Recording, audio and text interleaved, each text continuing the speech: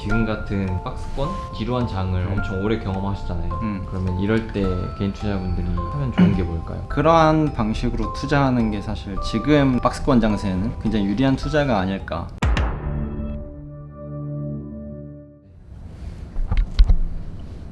민호 엄마 안녕하세요. 왔니? 요즘 민호 엄마로 활동하고 있어.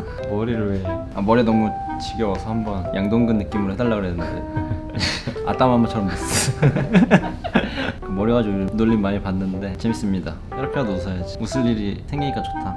요새 시장에 재밌는 일이 없는 것 같아요. 시장이 너무 지루하기도 하죠. 뭐 지루하다는 얘기도 사실 너무 많이 해서 사실 박스권이다 보니까 워낙 장세가 안 움직이고 있다. 그래서 뭐 오늘도 관찰하고 있는 종목은 그래봐야 돼. 맨날 내가 팔로우하는 뭐 자동차, 뭐 조선, 철강 뭐 이런 것들. 이제 식료품주도 며칠 사이에 계속 오르더라고. 그러니까 뭐 오뚜기 때문에 오뚜기가 이제 딱 라면 값을 인상한다 그러니까 뒤에 뭐 농심이라던가 이제 삼양식품 줄줄이 막 오르고 있더라고. 저희가 사실 한번 다뤘던 건데 생각보다 원재료값 떨어지는 게 조금 빠를 수도 있겠더라고. 추세를 보니까. 그치. 근데 이게 또 추세적인 하락이 나타나야 상승이 지속되는데 또 원재료라는 한 번에 탁 내리는 게 아니니까 경기 정상화 시점까지는 좀 안정화가 필요하지 않을까. 충분히 매수 기회가 있었고 앞으로도 있을 것이다. 뭐 늦었다고 생각할 수도 있겠지만 지금 2분기, 3분기는 어떻게 보면 높아진 원재료 값이 반영되는 실적이기 때문에 단기적으로 실적이 좋을 순 없지. 근데 지금 뭐 오뚜기가 거의 한 11%, 12% 정도 라면 값을 거의 한 13년 만에 인상한다라고 이제 오피셜을 띄웠는데, 그런데 오뚜기보다 농심이라던가 이제 삼양식품이 오히려 더 많이 올랐더라고. 뻔하지 뭐. 라면 매출의 비중이 농심이 더 크고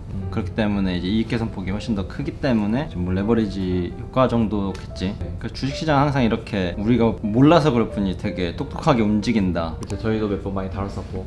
CJ 프레시웨이 우리가 다루면서 B2B로 CJ 프레시웨이가 먼저 선두주자 역할을 했었고, 그때 후발주자로 B2C를 하는 뭐 농심, 삼양, 오뚜기 이런 업체들의 이제 판가 인상이 다 예상되었던 시나리오였기 때문에 놀라울 것도 없고 대선 앞둔 시점에서 타이밍도 적절했다. 그 과정에서 아직 추세적으로 상승할 수 있는 여력이 아직 많이 남아있기 때문에 개인적으로는 나쁘지 않게 본다. 이제 막 이익 개선이 시작되는 사이클이라서, 더군다나 라면 값은 1년, 2년마다 올리는 게 아니라 또 13년 만이라는 그 응축된 에너지가 이익에 반영되기 때문에 한 번 더 주가가 펌핑하기 딱 좋은 그런 효과를 가지고 있지.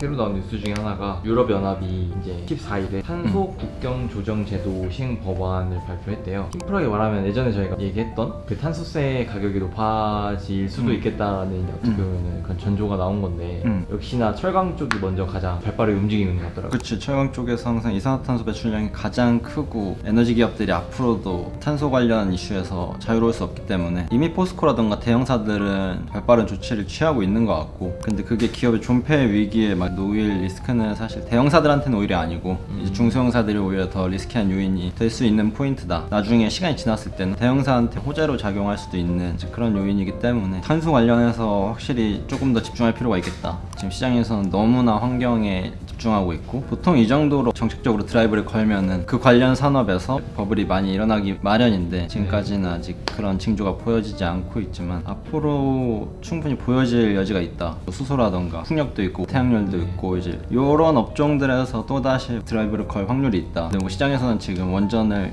재조명하기 시작했는데 원전에 조금 더 밑단으로 들어가 보면 원전은 단기적인 대책일 뿐이지 궁극적인 대책이 될 수 없기 때문에 소형 원전이다 하더라도 버블랠리가 일어나기는 쉽지 않다. 2007년 한 2010년 사이에도 이제 OCI를 필두로 태양광에서 한번 엄청나게 주가들이 펌핑된 적이 있었는데 지금도 그런 환경 이슈를 들고 와서 고밸류에이션을 할 수 있는 그런 명분을 찾고 있는 것 같아가지고, 근데 그거는 우리가 지금 생각하는 방금 나온 풍력, 수소, 뭐 태양열에서는 나올 것 같지 않고 오히려 항상 그렇듯이 한번 꼬았을 때 나오는 산업군이라던가 소재업종이라던가 그런 데서 버블랠리가 나타날 수 있는데 그에 대해서 조금 더 우리가 집중할 필요가 있다. 우리가 밀착 인터뷰를 막 찍고 이제 사업 보고서를 쭉 보다 보면 전부 다 이제 기업 아래 보고서에 ESG 경영이라는 란이 전부 추가되고 있잖아. 그만큼 이제 시가총액이 큰 회사들한테는 피할 수 없는 영역이 됐고, 근데 미국에서 시작돼야 될 것 같다. 과거에 선파워였나? 미국에 태양광이 붐이 일어날 때 그런 업체들을 필두로 이제 버블이 일어나면서 신흥시장에까지 그 온기가 퍼져가지고 전체적인 이제 폴리실리콘 업체란 OCI 같은 회사도 주가가 버블이 끼고, 근데 아마 지금도 ESG 경영을 얘기하면서 그런 형태의 사업이 가격이 나올 수 있다라고 예측되지. 거기에 초반에 있는 게 2차 전지 시장인 것 같고, 개인적으로 주목하고 있는 느낌은 에너지 저장 시스템이라는 그 ESS라는 기술이 있잖아. 테슬라에서도 되게 힘을 주고 있고, 뭐 삼성 SDI, LG화학 두 개 업체들도 ESS에 엄청나게 투자를 하고 있고, 그거에 대해서 중요성을 많이 알고 있기 때문에 아마 그런 쪽에서 뭔가 기술 혁신이 일어나고 보여진다. 이제 뭐 가상의 시나리오를 써보는 거지. 그래서 어쨌든 지금 시장에서는 환경이 중요하다. 근데 그거에 비해서 주가는 생각보다 환경 이슈를 반영하진 않고 있다.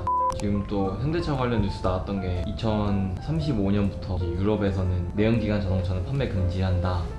그러면 사실 지금 상황에서만 보면 현대기아차한테 되게 좋은 소식인 거죠. 그치. 현대기아차의 전기차 점유율 면에서 봤을 때 굉장히 호재라고 볼 수 있는 시장이고, 근데 전기차 자체로 지금 가격보다 나는 더 올라가도 된다고 생각하는데, 근데 뭐 지금 시장에서 아직 다루고 있지 않은 되게 먼 미래의 시장이라고 생각하는 모빌리티라던가 도시망공교통이라는 현대차 그룹 안에 있는 계열사들을 밸류에이션 하지 않았기 때문에 저는 개인적으로 그런 데 많이 오히려 프리미엄 요소가 존재할 것 같다. 근데 그 밑단에는 이제 현대차의 캐시플로우가 굉장히 단단해지고 있고, 이제 그런 형태를 보여주고 있음으로써 장기 투자할 만한 주식이다라고 항상 생각 많이 하지. 근데 사실 이게 35년이면 한 12, 3년, 3, 4년 남은 건데, 그치. 그 정도면 솔직히 테슬라 같은 기업이 하나 더 나올 수 있는 정도의 시간이잖아요. 그렇긴 하지. 그럼 투자자 입장에서 사실 너무 맹목적으로 하기보다는 그냥 큰 트렌드가 이렇다 하면서 새로 나오는 기업들을 잘 팔로우하는 것도 되게 중요하겠네요. 뭐 나는 개인적으로 그렇게 생각해. 전기차 시장이 좀 태동하던 시장이라고 하면 한 14년도부터 사실 그런 이야기가 많이 나왔지. 근데 그럼에도 아직까지 굉장히 시장이 계속 팽창하고 있잖아. 그렇다 보니까 그런 큰 트렌드를 알고 주식의 사이클을 잘 타는 것만으로도 주식에서 굉장히 많이 수혜를 볼 수 있는, 그래서 앞선에서 우리가 이제 탄소라는 걸 얘기한 것도 사실은 그러한 맥락에서 큰 하나의 흐름이다. 근데 큰 하나의 파도를 우리가 찍고 그 안에서 이제 잔잔한 파도를 즐기려고 하면 훨씬 더 난이도가 쉬워지기 때문에 주식에서 사실 그걸 알고 하는 것과 모르는 거 하는 것은 굉장히 큰 차이다. 네. 우리가 하면 할수록 느끼듯이 너무나 많은 스마트머니들이 움직이고 기관 투자자들도 움직이고, 그래서 개인 투자자들이 사실 할 수 있는 영역은 크게 하나를 잘 잡아두고 그 안에서 사이클을 타서 자산을 증식하는 방법도 저는 굉장히 효용이 높은 수단으로 생각하기 때문에, 그래서 굳이 안 되는 이제 막 테마주 타가지고 막 그렇게 하느니 이런 큰 사이클 안에서 한국에도 이제 강점을 갖고 있는 회사들이 분명히 있으니까 그런 회사들을 난 찾는 게 굉장히 중요하다라고 생각을 했어.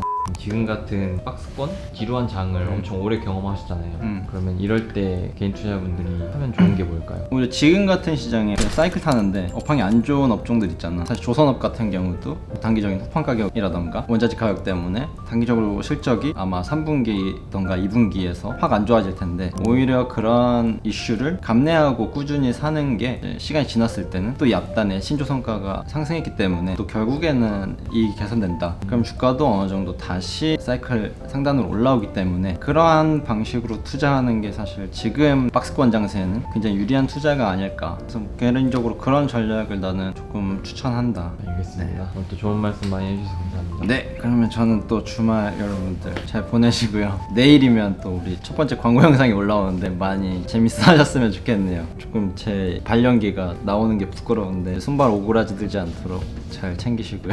저 다음 시간에 뵙겠습니다. 안녕.